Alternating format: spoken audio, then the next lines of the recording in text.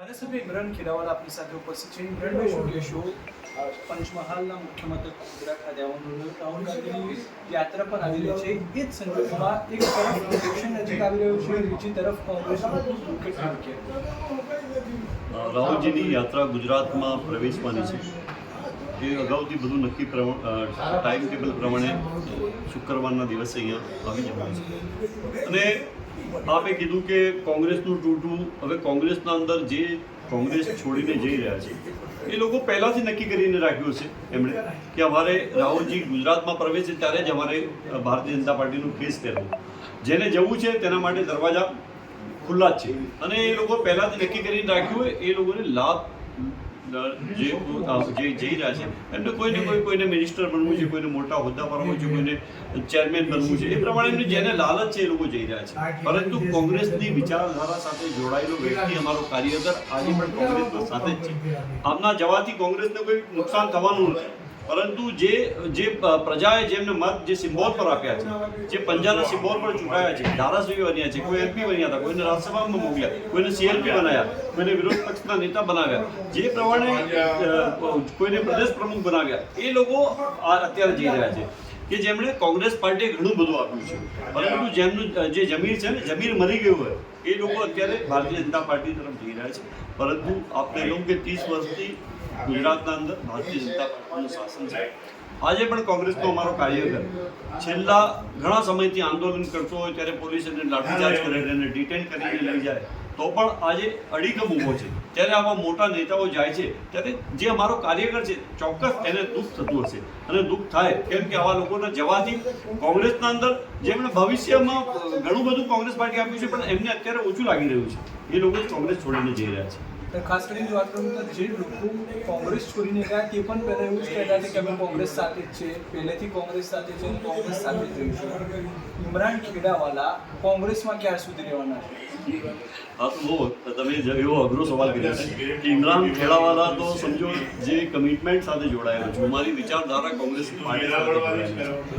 Secular party નહીં, મારે secular party છે કોંગ્રેસ પાર્ટી, કે તમામ ધર્મ તમામ સમાજના લોકો સાથે જોડાયેલી કોંગ્રેસ પાર્ટી છે. જ્યારે મારા વિધાનસભાની વાત કરું કે જમાલપુર ખાડિયા જમાલપુર વિધાનસભા છે, ત્યાં આ એક જમાનામાં અંદર ખાડિયા RSS BJPનો એક ગઢ હતો. એ વિસ્તારમાંથી આજે હું ધારાસભ્ય બની આવી રહ્યો છું. જે સમાજના લોકો મને મત આપે છે એમણે ભરોસો મારા પર વિશ્વાસ રાખ્યો છે કે કોંગ્રેસ પાર્ટીનો ઇમરાન ખેડાવાલો અમારો ઉમેદવાર. બીજી વખત ટિકિટ આપી ત્યારે પણ મને લોકોએ જે પ્રમાણે જે આવા માહોલના અંદર પણ મને એક માઇનોરિટીના અંદર ચૂંટીને જ્યારે મોકલતા હોય વિધાનસભાના અંદર, તો જ્યારે ઇમરાન ખેડાવાલાની પણ એક જવાબદારી બનતી હોય કે ગુજરાતના 6.5 કરોડ લોકોએ જે લોકો જે પાર્ટી સાથે જોડાયેલા હોય પણ જે મારા સાથે જોડાયેલા લોકો છે એને હું વિશ્વાસઘાત કાર્ય નહીં કરું. કેમ કે એમણે મારા પર વિશ્વાસ રાખ્યો છે, મારા પાર્ટી પર વિશ્વાસ રાખ્યો છે, રાહુલ ગાંધી સોનિયા ગાંધી પર વિશ્વાસ રાખ્યો છે. એટલે એમનો વિશ્વાસઘાત ક્યારે પણ હું નહીં કરી શકું. જે લોકો ગયા છે તે ચોક્કસ એમને પર્સનલ ફાયદા માટે, પોતાનું સામ્રાજ્ય ટકાવી રાખવા માટે એ લોકો ગયા છે. કયું કારણ કયું હોઈ શકે એમને જવામાં? મુખ્ય કારણ શું લાગી રહ્યું છે તમારું? હવે મુખ્ય કારણ તો એમને જ પૂછી શકો છો કે એમના જોડે શું અર્જુન મોઢવાડિયા કહે છે કે ગુમરાહ છે. એમને પાર્ટીએ પ્રદેશ અધ્યક્ષ બનાવ્યા, CLP લીડર બનાવ્યા, દિલ્હીના અંદર એમને સારા હોદ્દા પર હતા. તો આજે એ સમયમાં એમને ગુમરાવણ નહીં થઈ. કેમ અત્યારે થઈ રહી છે?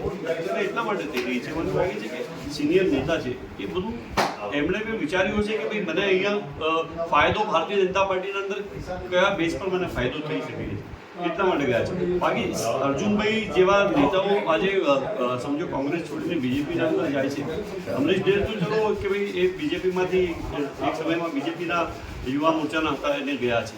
પરંતુ અર્જુનભાઈ તો જ્યારથી એમને પોલિટિક્સના અંદર જ્યારે કદમ મૂક્યું છે ત્યારથી કોંગ્રેસ સાથે જોડાયેલા હતા. પરંતુ તેમના જવાથી એમને શું ફાયદો થવાનો છે એ તો એ પોતે જ જાણી શકે, એમને હું વધારે પ્રકાશ ના પાડી શકું.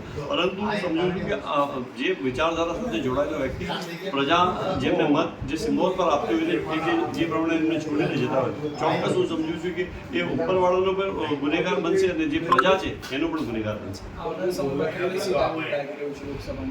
લોકસભાના અંદર અમે આપને કહીએ કે અમે કેટલી સીટો લાવી શકીએ એ તો હું પંડિત નથી તો હું આપને બતાવી શકું કે અમે વિશ્વાસ છે કે આવનારા દિવસોના અંદર જે 26-0 અમારી હતી એના અંદર અમે જે સીટો 5-7 સીટો એવી છે જે અમે જીતી શકીએ એવી છે એ સીટોના અંદર અત્યારે જે 2 સીટો છે એ અમે આપને આપી છે પરંતુ જે 24 સીટો છે એના અંદર અમે ફોકસ પાડીશું કે આ સીટોના અંદર કઈ સીટો પર અમે વધારે મહેનત કરીએ તો અમે આ સીટો જીતી શકીએ એ સીટો પર અમે ચોક્કસ મહેનત કરીશું અને પરિણામ ચોક્કસ લાવીશું લોકોના આશીર્વાદ પણ અમને મળશે ગુજરાતની પ્રજા પણ આશીર્વાદ અમને આપશે અમને ભરોસો અને વિશ્વાસ છે એટલે ખાસ એ જ કે આપણે કે ભાઈ આવનારા 2024ના ઇલેક્શનના અંદર જે 26 સીટો છે એમાંથી ચોક્કસ અમે જીતવાવાળી અમે સીટો છે એ ચોક્કસ અમે જીતીશું ઉપસ્થિત હતા ઇન્ડિયન ખેડાવાલા તેઓ કહી રહ્યા છે કે હું કોંગ્રેસ સાથે હતો છું બી રહીશ.